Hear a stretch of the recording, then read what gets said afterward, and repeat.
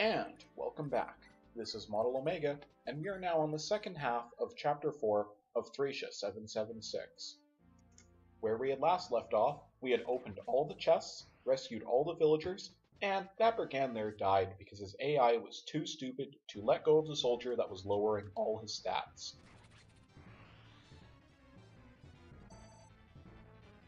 Nothing I say could be quite as entertaining or cathartic as watching Brighton continue to crit these foos to death.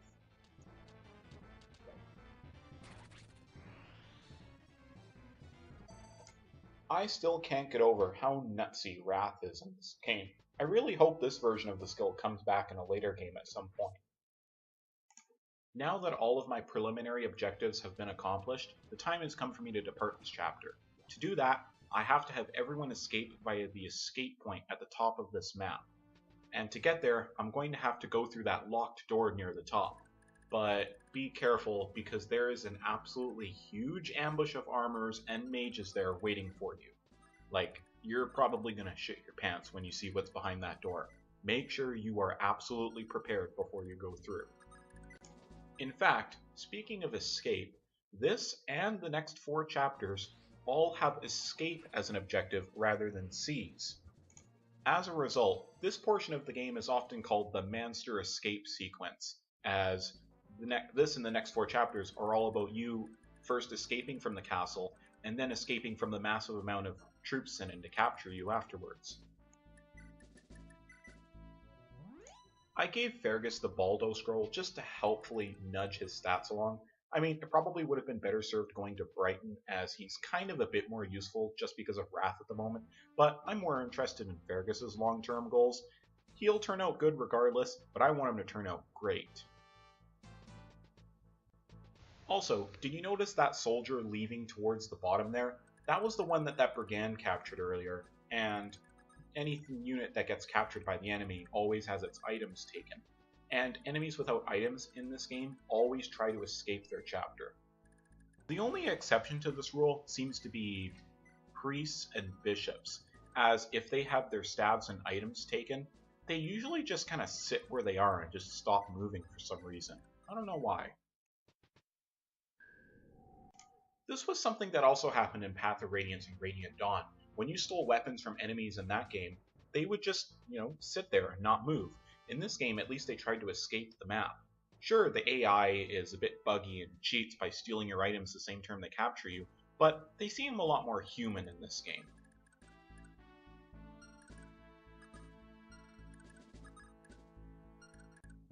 My plan is to have Leaf and Fergus hold the front line against the armors, while Maku and Brighton hold the bottom line against the soldiers there. But, oh man, this part is, well, it kind of hits you like a brick wall, no matter how hard you prepare for it. Each of these armors hits like a ton, except for the bow armors, because they only have short bows. And there's also 2 mages there that will helpfully pick off any of your guys that has about half their health left. Oh boy, oh boy. And if you think this looks bad, you should see the next chapter. Oh.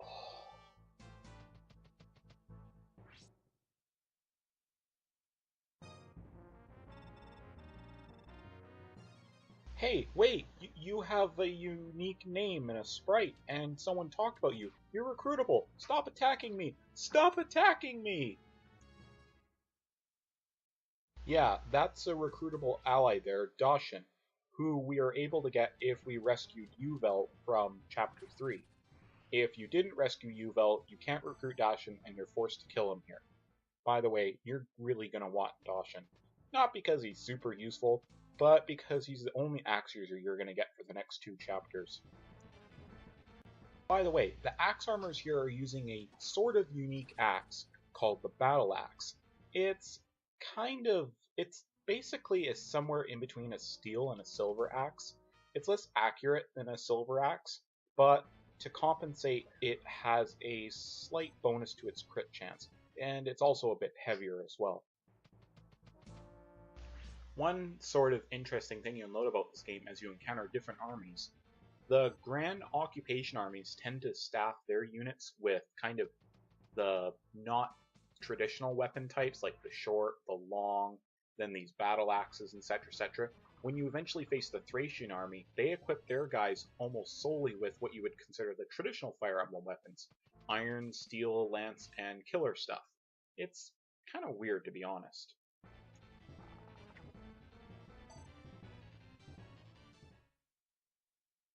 By the way, if you haven't guessed, this is the part I was talking about in the last video, where it's very helpful if Fergus is able to use the Armor Slayer, because it'll kill pretty much any of these guys in one, maybe 2 hits, or like 1 hit and then like 4 or 5 points of damage. And yeah, talking to Dashin here, we tell him how they took Yuvel as part of the Child Hunts, and he is not too happy about that. And Dashin is the reason why you want to bring the Brave Axe and the Hammer. The Hammer so he can kill armors easy, and the Brave Axe to basically give them ways to double attack, because as an armor, Dashin is slow as balls, which is strange because Dashin as an armor starts with more speed than Marty, who is a brigand, but let I not repeat myself. Yeah, the Brave Axe is very, very useful on Dashin. I use a lot of it, and I'm worried I might be using a bit too much of it, but you can never be too careful in this portion of the game. The Manster escape sequence is definitely the second most hardest part of the game, and use all the tools available for you. Pull out all the stops. If you've ever thought that you can get by without having to use an item, or maybe you can squeeze a bit more experience out of so-and-so, don't. Go nuts with whatever you have to do to get past this part, and it's smooth sailing from there. Trust me, this is like a walk in the park compared to the next 4 chapters.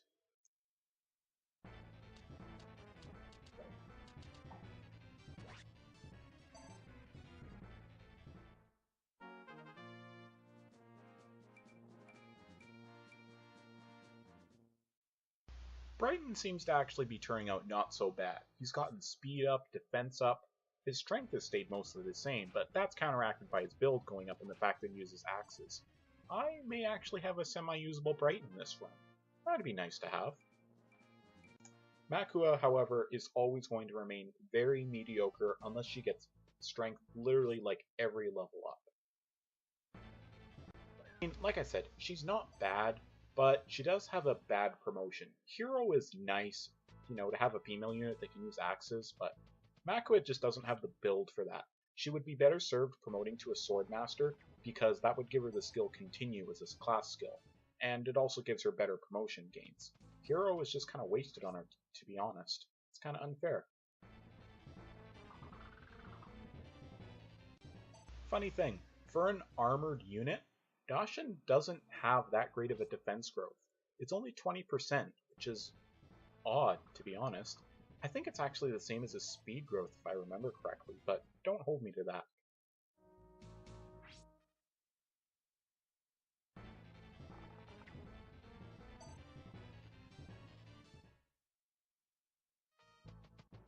Is it just me, or does the concept of bow armors just kind of amuse people? I mean, I can just imagine this big bulky guy wearing armor that he can barely move in, try very hard to draw a bow past his ear and let it go with any amount of force and not have it get caught on a piece of plate or something.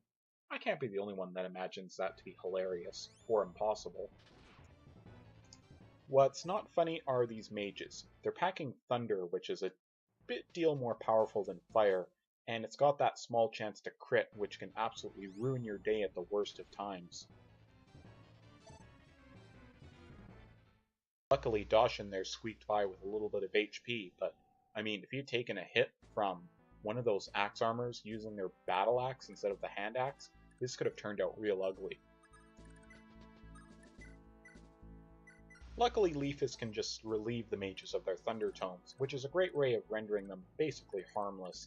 Just be sure you don't stick them out in the middle of nowhere. I have him relatively close to my core, and I know he can dodge a couple hits, so if I'm going to do this, I have to make sure I clear out as many of the armors left as I can.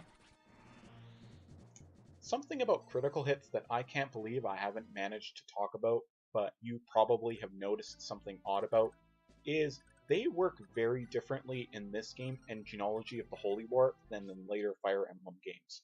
You'll know from the later Fire Emblem games that critical hits triple the amount of damage you will do. So if you're going to do 5 damage to someone and you crit, you do 15. If you're going to do 10, you do 30. Well, crits in Thracia 776 and Genealogy of the Holy War instead doubles the amount of your might. So this actually allows you to deal damage to enemies that you would normally deal 0 damage against. For example, if you have an attack strength of 15 and an enemy has a defense of 17, if you crit, instead of dealing 0 damage times 3, you'll deal 15 times 2 and then minus off the defense, allowing you to do 13 damage. This is very essential for Thracia because the cap of 20 and the overall lower stats mean that there are a lot of armored units that your guys are going to do 0 damage against, and crits are your best way of getting at them.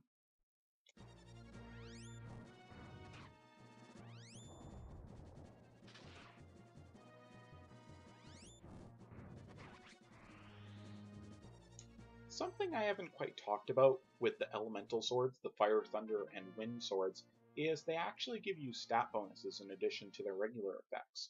The fire sword boosts your magic by 5, the thunder sword boosts your skill by 5, and the wind sword boosts your speed by 5. All very helpful, except for kind of the thunder sword. The 5 skill is nothing really that special.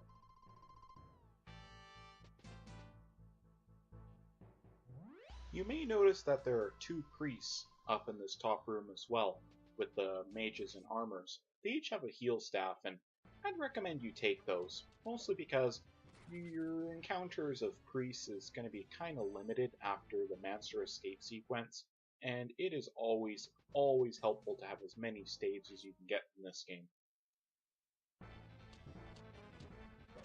As I sort of talked about in a previous video, the objective for this and the next 4 chapters is to escape. Basically, move your units on the red arrows on the top and hit the escape function. This was later brought back in Path of Radiance and for some chapters in the hard mode of Radiant Dawn, but it's different in this game. As I've said earlier, enemies can capture your units as well. In fact, someone actually captured one of my units in the next chapter.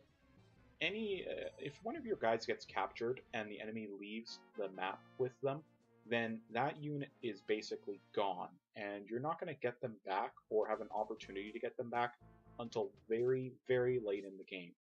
Here's one ugly, disgusting thing that this game does not tell you about escape chapters.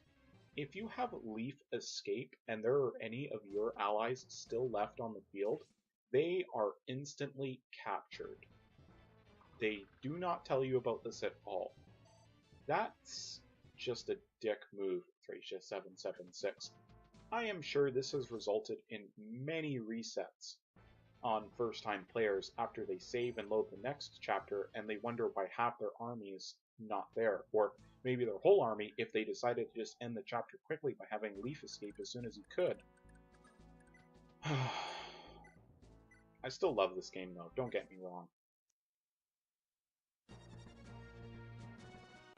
And there's not really super much to talk about for the remainder of this video until I get to the end, so I'm just going to speed up the remainder of this video if you don't mind.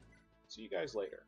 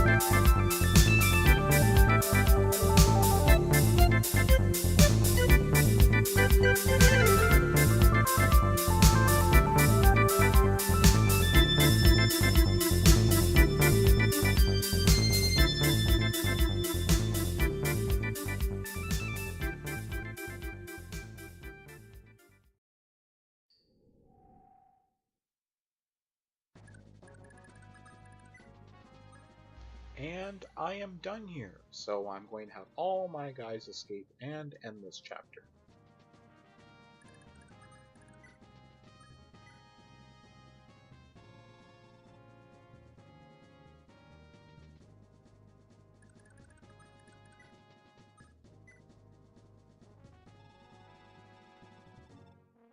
Funnily enough, there are a couple units in this game that their only dialogue is what they say when they escape from the chapter.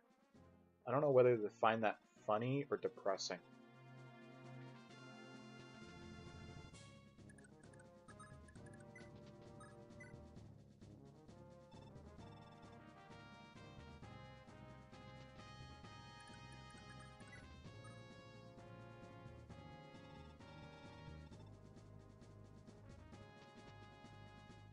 Anyway, that's basically it for this chapter. The rest is just exposition. I'll see you guys in chapter 4X in my next video. Oh boy, this is a doozy.